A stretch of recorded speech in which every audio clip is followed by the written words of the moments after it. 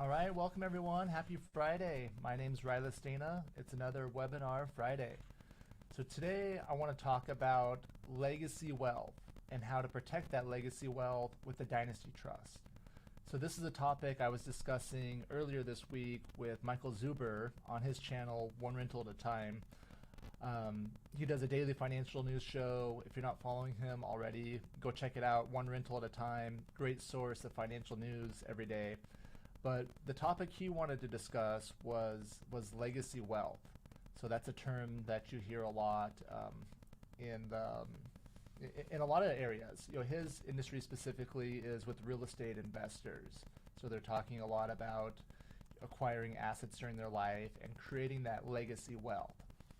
So my perspective, you know, when I hear legacy wealth, what comes to mind for me is a dynasty trust, what we call a dynasty trust, which is a way to protect those monies. So that's what I want to talk more about today, is the dynasty trust. So hopefully the sound's okay. Hopefully you guys can hear all right. It was a little bad last week, or the last couple weeks. I've tried to make some adjustments, but it is what it is. So hopefully it's okay. If there's any topics or any questions you'd like answered, go ahead, put them in the comments. Be happy to talk about whatever estate planning topic you would like, or anything you want to discuss. Leave them in the comments and I'll get to them if I can. Let me go ahead and share my screen here, and we're going to be talking about Dynasty Trust today. How to protect legacy wealth with a Dynasty Trust.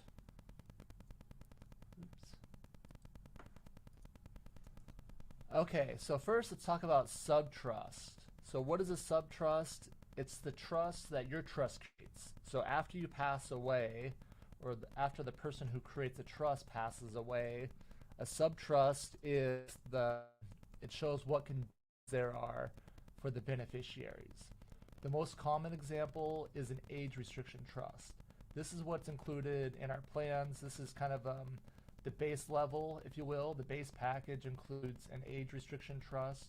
We can designate what ages the children will receive it, or the beneficiaries. A special needs trust. This is the type of trust for someone who is on disability or receiving public benefits.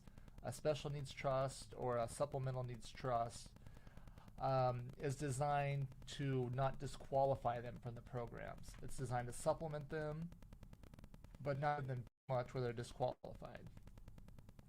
Dynasty trust. This is going to be the focus of today's discussion. So a dynasty trust, the type of trust, technically it's a generation skipping trust. That's the tax term. But it's a type of trust where the main reasons that we do this is for the estate planning benefits, you know, reducing estate taxes, and it also gives you it protects your beneficiaries. It gives them some protection. Okay, and then an education trust. That's another type of that we do.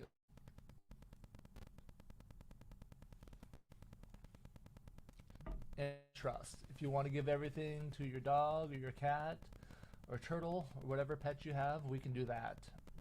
I enjoy doing pet trust. It's fun. We set it up where there's a caregiver who takes care of the pets, and a trustee that monitors the giver. Okay, so see subtrust. So here's our friends, Mr. and Mrs. Estate. They've created a trust. They're the trustor because they're holding that briefcase shows they're the trustor. After they pass away, their plan creates a dynasty subtrust for their children.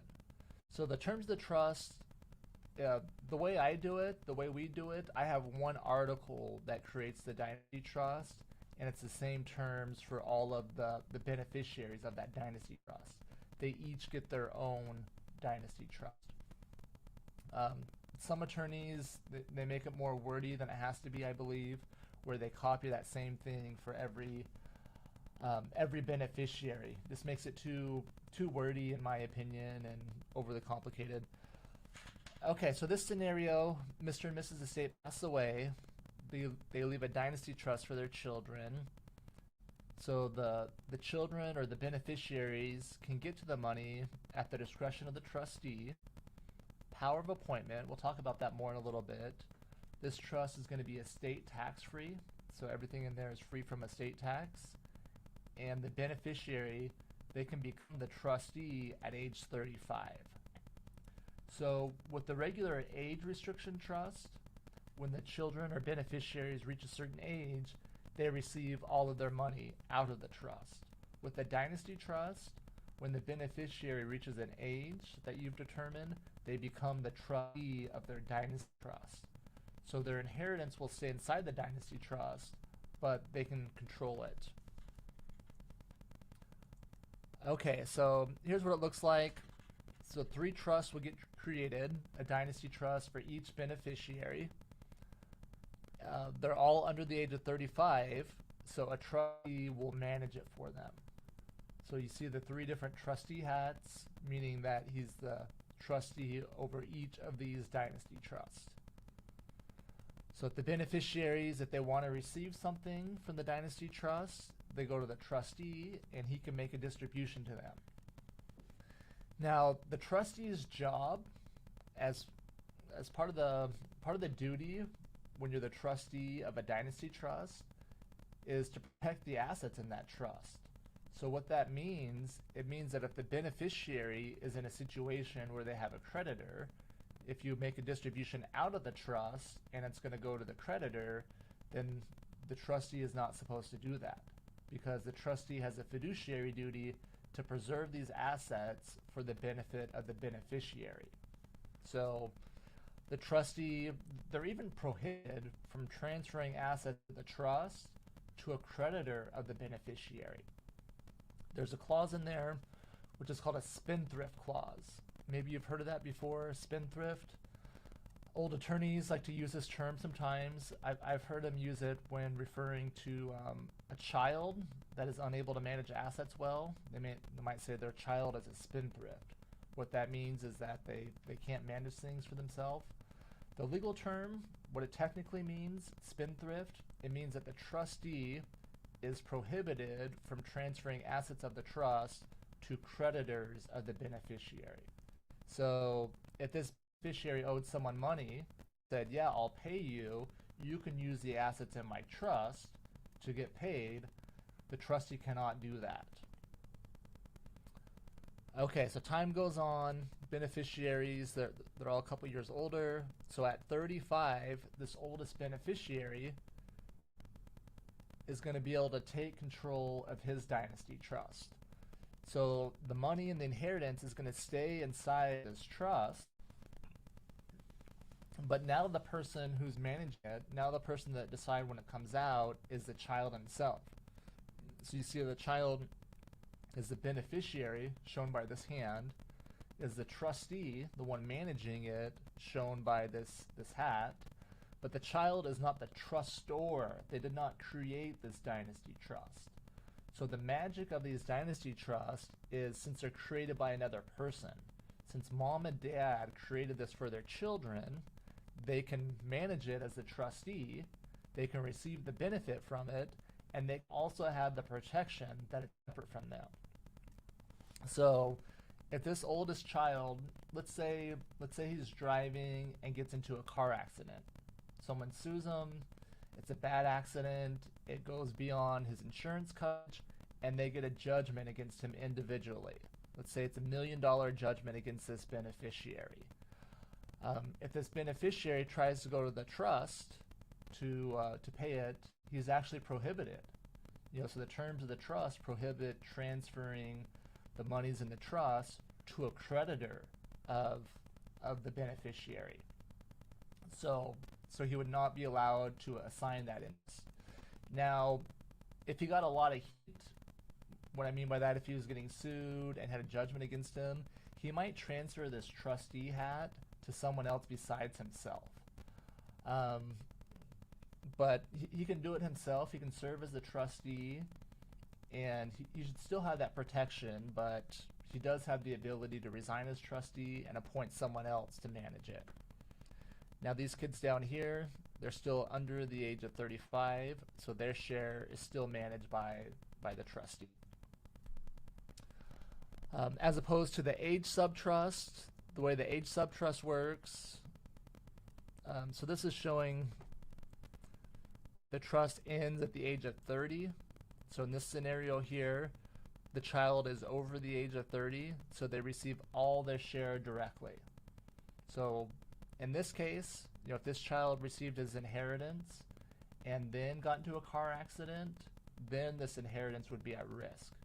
Or if he later got divorced, this inheritance could be at risk. It depends what he does with it. So let's say this oldest beneficiary is married when he receives his inheritance. Now, if he deposits this into a joint account with his spouse, if you're in a community property state like California or Arizona, that all those money become community property, meaning they belong both of them together. Word of the day, transmutation. Transmutation is when you change the care of an asset from separate property to community property. So this inheritance is the separate property of the beneficiary, meaning, so the definition of community property, it's everything acquired during the marriage except by gift, devise, or bequest.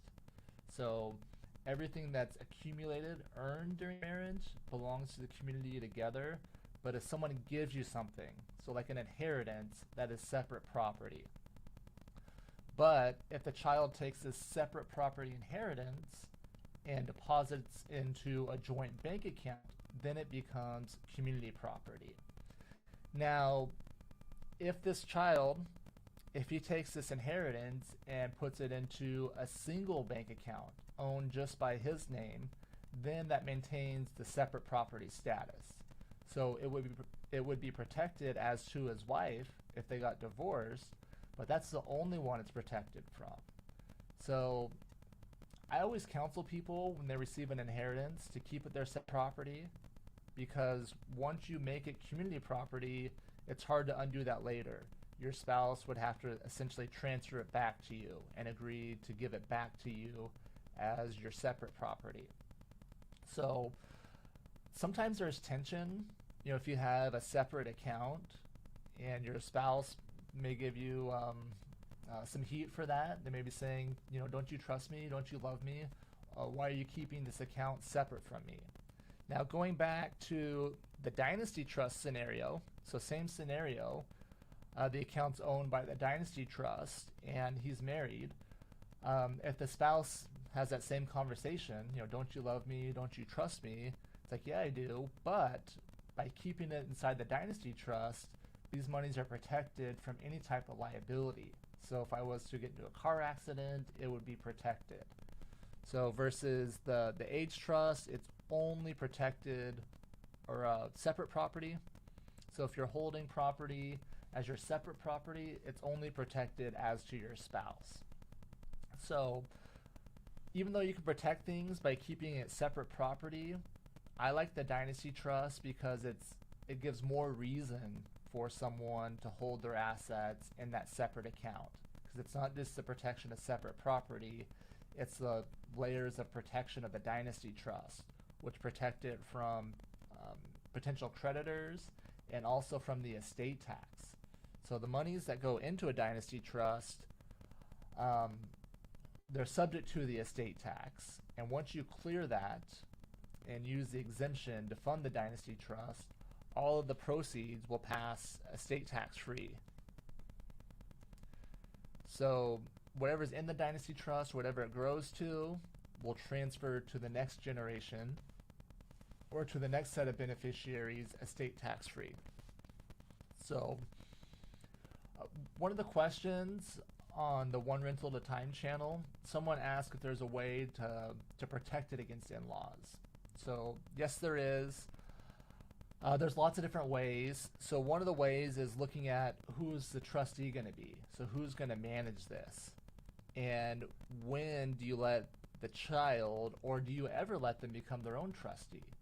If you had a child that was heavily influenced by their spouse and you're concerned that their spouse may, whisper in their ear and influence them to remove things from the Dynasty Trust, then maybe you don't give that child the right to become the trustee. Maybe you let someone else continue to manage it for them. This power of appointment. So what power of appointment is, this is the clause that allows the beneficiary of this trust to decide who they want to give the trust to when they pass away, who they would like to appoint the trust to when they pass away. This is also a way where you can keep the inheritance inside the family. You do not have to include a power of appointment in a dynasty trust, or sometimes we limit it to say that it can only be transferred to descendants, or sometimes we'll say spouses of descendants and lineal descendants only. I sometimes refer to the power of appointment as the power of disappointment, meaning that the beneficiary, once they receive this trust, by default it usually goes to their kids, the next generation, but if their kids are jerks, they can transfer it to someone else, or they can give it to a charity. So that's why this could also be the power of disappointment. Let me put this ticker on the screen here. So if you're interested in designing your own estate plan, ask your attorney about a dynasty trust. This is a way to give more protection to your beneficiaries. You can give us a call or shoot us an email if you want to schedule your personal family legal session. This is a meeting with an attorney to go over your estate and to make recommendations for you on what type of plan is right for your family, and then they can quote you a fee to implement that plan at that meeting. So thanks everyone. Hope you enjoyed this about Dynasty Trust. Let me know what else you'd like to hear about in the future, what topics you'd like us to discuss, guests you'd like us to bring on. Take care, everyone.